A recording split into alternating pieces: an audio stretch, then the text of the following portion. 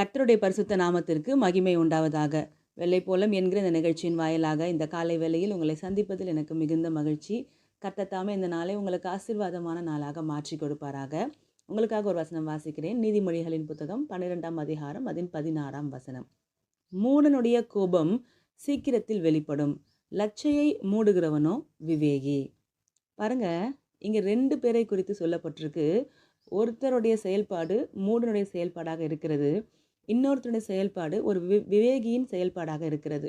அதாவது எந்த செயல்பாடை குறித்து மூடத்தனம் என்று சொல்லப்படுகிறது அப்படின்னு நீங்கள் பார்த்தீங்கன்னா, மூடன் தன் கோபத்தை சீக்கிரத்தில் வெளிப்படுத்துவானாம்.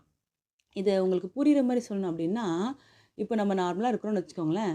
நமக்கு பிடிக்காத ஒரு காரியத்தை யாரோ செஞ்சிட்டாங்க, நம்மளை ஹர்ட் பண்ணிட்டாங்க, நம்ம விரும்பாத ஒரு காரியம் நடந்துருச்சு, செய்யத்தகாத செய்யக்கூடாத ஒரு காரியம் நடந்துருச்சு அப்படின்னும் பொழுது நாம் மூடத்தனமாய் பிஹேவ் பண்ணுறதுனா என்ன அர்த்தம் தெரியுங்களா?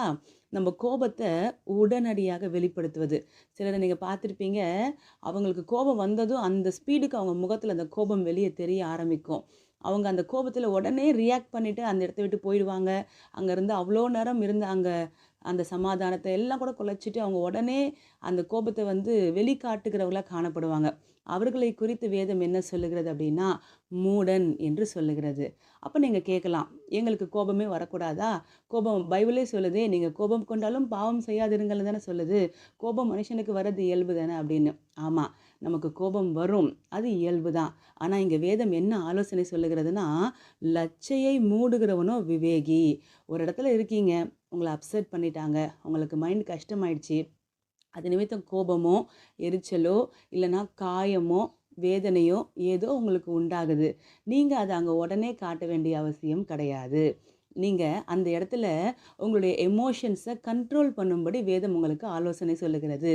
அதுதான் விவேகியின் செயல் என்று இங்கே பார்க்குறோம். அப்போ நான் எப்படி தான் ஹீல் ஆவேன்? எனக்கு கோபமாக இருக்குன்றதை அந்த நபருக்கு நான் காட்டவே கூடாதா அப்படின்னு நீங்கள் கேட்டிங்கன்னா, நாம் ஹீல் ஆகிறதுக்கு நமக்குன்னு கொடுக்கப்பட்ட மிகப்பெரிய பிளஸ்ஸிங் என்ன தெரியுங்களா? தேவ சமூகம். நேராக புறப்பட்டு அப்பா சமூகத்துக்கு வாங்க. அப்பா, அவங்க இப்படி பேசுறது எனக்கு கோபத்தை உண்டு பண்ணுதுப்பா, எனக்கு வருத்தமாக இருக்குப்பா, எனக்கு எரிச்சலாக இருக்குப்பா, எனக்கு சமாதானம் கெடுதுப்பா, எனக்கு நீங்கள் உதவி செய்யுங்க நீங்கள் ஏசப்பாகிட்ட கேட்டிங்கன்னா, அவர் சமூகம் உங்களை ஹீல் பண்ணும். இப்போ என்ன நடக்கும் தெரியுங்களா? உங்களுடைய சுச்சுவேஷன் நீங்கள் இருக்கக்கூடிய அந்த எல்லைகளில் சமாதானத்தையும் காத்து கொண்டீங்க, உங்கள் இருதயத்தின் சமாதானத்தையும் காத்து கொண்டீங்க, உங்கள் நற்பேரையும் காத்து கொண்டீங்க. இதுதான் விவேகியின் செயல் என்று வேதம் சொல்லுகிறது. அப்போது நம்மளுடைய எமோஷன்ஸை அப்படியே படார்னு வெடித்து அந்த கோபத்தை வெளியே காண்பித்து இருக்கக்கூடிய சூழ்நிலைகளை கெடுக்கிறவர்களாக காணப்பட போகிறோமா?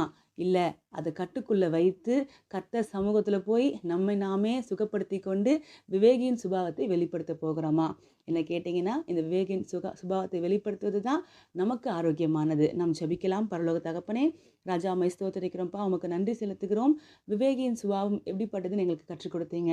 நாங்களும் அதே போல் லச்சையை மூடுகிறவர்களாக எங்கள் கோபத்தை எங்கள் எமோஷன்ஸை கண்ட்ரோல் பண்ணி அதை உங்கள் சமூகத்தில் மாத்திரம் தெரியப்படுத்தி, ஆண்டவரே, உம்மிடத்திலிருந்து பலனை பெற்று ஓட எங்களுக்கு உதவி செய்யுங்க.